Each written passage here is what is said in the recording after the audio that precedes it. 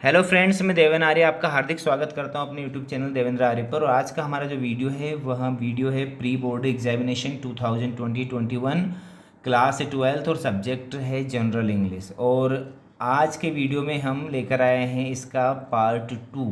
Part first हम पहले ही upload कर चुके हैं, जिसमें हमने सेक्शन ए, बी और सी कंप्लीट कर लिया है, यानी कि आंसर पैसेज, नोट मेकिंग, है ना, राइटिंग कंपोजिशन और ग्रामर हम कर चुके हैं। और आज के पार्ट में हम सेक्शन डी से स्टार्ट करने वाले हैं। चैनल पर यदि आप नए हैं तो सब्सक्राइब कीजिएगा, बेल आइकन को प्रेस कीजिएगा ताकि आपको नोटिफिकेशन मिलती रहे। और यदि आपको पार्ट फर्स्ट देखना है क्या है, आपको देखना ही है, तभी आपको पार्ट 2 पूरा होगा, है ना। तो पार्ट फर्स्ट में आप सब चीज़ देख पाएंगे, लेकिन सबसे पहले क्या करना पड़ेगा, चैनल को सब्सक्राइब, प्लेलिस्ट में जाकर आप क्लास 12th की प्लेलिस्ट में जाकर वहाँ पर पार्ट 1 देख सकते हैं। चलिए स्टार्ट करते हैं बिना देर किए। तो हम कर चुके हैं सेक्शन ए, बी और सेक्शन सी। आज हम करने वाले हैं सेक्शन डी। सेक्शन डी में हम क्या करेंगे, सेक्शन डी में आपको जो है टेक्स्ट बुक में से या तो लेसन, जो प्रोज जिसको हम बोलते हैं, या फिर कोई पोएम जिसको हम पोइट्री बोलते हैं, उसमें से कुछ एक्सट्रैक्ट दिया जाता है और उस एक्सट्रैक्ट में से कुछ क्वेश्चन पूछे जाते हैं, आपको उनका आंसर देने पड़ते हैं। ठीक है, तो यहाँ पर एक एक्सट्रैक्ट है, can I admire the statue great when living man starve at its feet, can I admire the park's green tree, a roof from homeless misery, है ना। यहाँ पर मिसी लिखा है, ये माइजरी है। तो इसके आंसर है ना हम आपके लिए लेकर आए हैं। तो देखते हैं आंसर की हम पूरी पीडीएफ भी आपको उपलब्ध करवाएंगे, है ना, लेकिन उसको पहले हम समझ लेते हैं। पूरी पीडीएफ आपको उपलब्ध करवाएंगे, समझ लेते हैं। Name of the poet of this poem, इस पोएम के पोइट कौन है, तो W.H. डेविस हैं। The meaning of word starve, इसका अर्थ क्या होता है, die of hunger. Why does the poet say that he can not admire the statue great, कवि ऐसा क्यों कहता है कि वहाँ उस महान मूर्ति की या स्टेच्यू की तारीफ नहीं कर सकता, because he found a lot of needy and जो है होमलेस पीपल देयर। तो ये सारी चीज़ें मैं आपको बोल रहा हूँ, ये सारी उपलब्ध करवाऊंगा नीचे, है ना, वीडियो के जस्ट नीचे। पहले आप इसको समझ लीजिए। चलिए आगे बढ़ते हैं। ये हो गया आपका क्वेश्चन 10 में ए। अब क्वेश्चन 10 में बी देख लेते हैं। The wonderful air is over me and the wonderful wind is shaking tree, it walks on the water and whirls the mills and talk to itself on the top of the hills. ठीक है, बहुत सारी चीज़ें misprint हुई इस paper में, लेकिन आपको एडजस्ट करना है स्पेलिंग वगैरह में। तो यहाँ पर उसने क्वेश्चन पूछा है, क्वेश्चन फर्स्ट है, the opposite of word bottom का अपोजिट क्या होता है, टॉप होता है। The word that rhymes with tree, tree का राइमिंग वर्ड्स कौन सा होता है, मी। और name the poem and the poet, इस पोएम का नाम और पोइट का नाम क्या है। तो आपके जो पोएम का नाम क्या है, वंडरफुल वर्ल्ड है। और आपकी जो पोइट हैं, है ना, और जो पोइट जिन्होंने इसको लिखा है, जिन्होंने इसकी जो है रचना की है, उनका जो नाम आपको मैं बता देता हूँ, वो है विलियम ब्राइटली रेंस। ठीक है, विलियम ब्राइटली रेंस। चलिए आगे बढ़ते हैं। Answer any 2 of the following questions, आपको किसी 2 प्रश्नों के उत्तर देना है। क्वेश्चन 11 में जो 2-2 नंबर के रहेंगे, what are the 2 meaning of the word cricket, और whom does the poet wish to trust, what is the attire of the earth, what is the difference between selfish and helpless man. तो आपको 4 question में सिर्फ 2 के answer देने हैं। इसके answer मैं उपलब्ध करवा रहा हूँ आपको नीचे।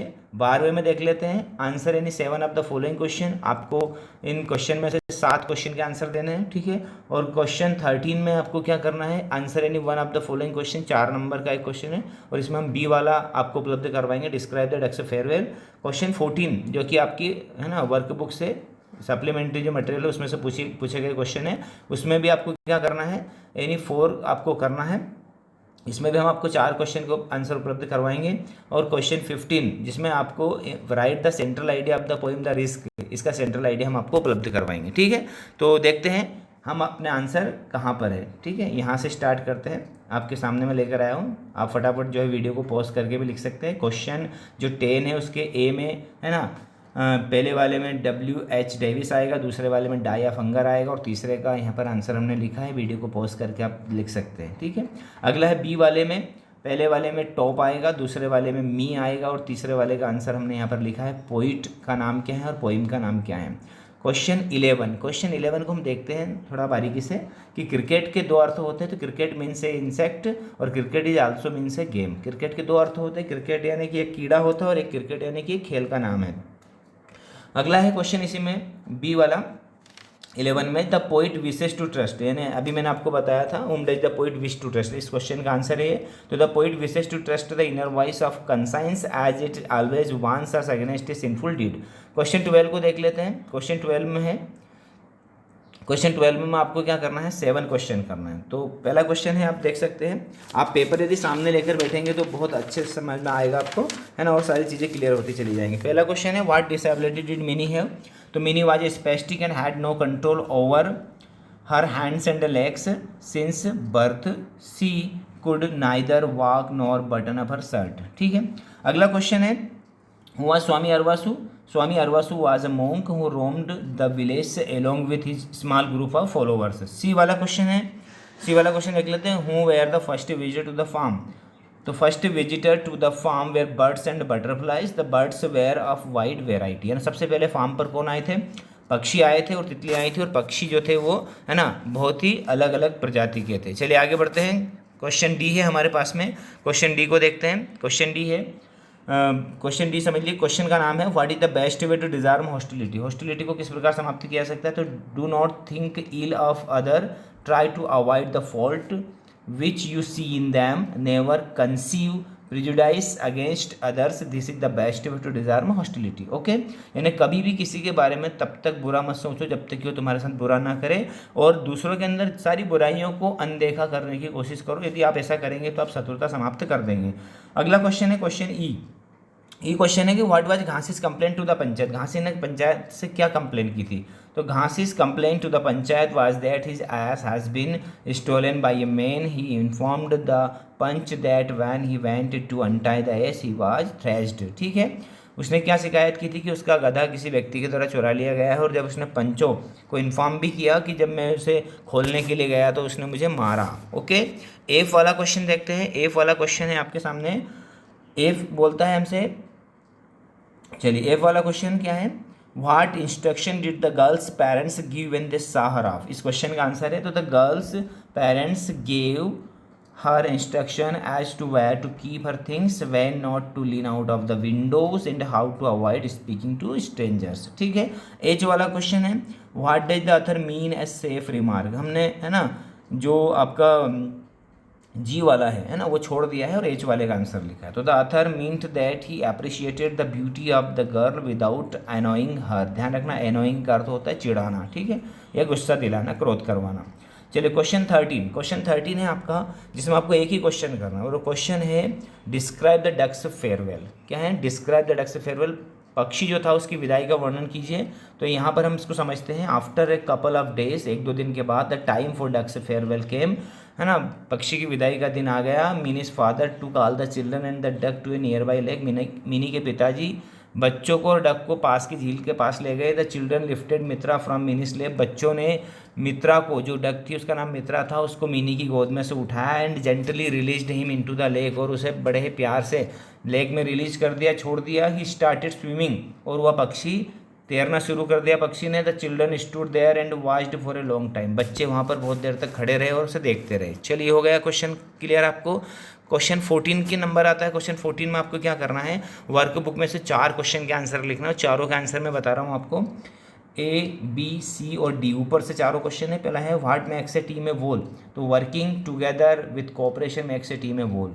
बी वाला है what does the poet say all about past and future, तो the poet says that one should not trust future however pleasant. कवि कहता है कि हमें कभी भी ज़्यादा फ्यूचर के ऊपर नहीं डिपेंड रहना चाहिए कि बहुत ज़्यादा सुखद फ्यूचर आएगा, इट इज़, यह हो सकता है। And bury the ugly past, और जो पास्ट गुजर चुका, जो कुरूप भद्दा सा पास्ट गुजर चुका है, उसे भी दफना देना चाहिए। ठीक है, अगला क्वेश्चन है सी वाला, what accounts for beauty in yourself, तो good deeds and happy thoughts account for beauty in yourself. अच्छे कर्म और प्रसन्नतादायक विचार, है ना, आपके अंदर सुंदरता का खजाना है।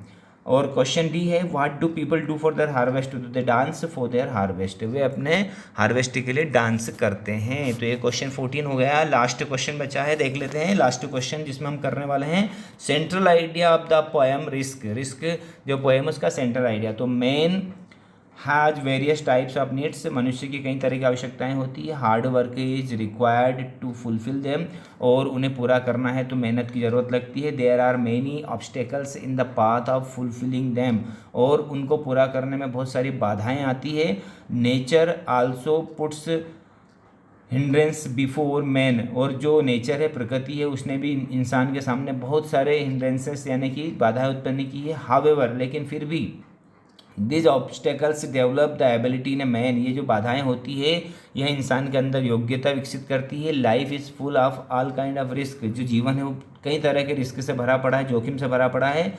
One will have to take risk to achieve them, है ना। आपको कोई भी विल को पूरा करना है तो आपको रिस्क तो लेना पड़ेगा। One who can not take risk, जो रिस्क नहीं लेता है, कैन नॉट गेन एनीथिंग, वो कुछ भी प्राप्त नहीं करता है। That is why it is rightly said, इसलिए कहा गया है कि नो रिस्क नो गेन, है। यदि आप रिस्क नहीं लेंगे तो कुछ भी प्राप्त नहीं कर पाएंगे। तो फ्रेंड्स, आई होप आपको पूरा का पूरा पेपर मैंने सॉल्व करवा दिया है।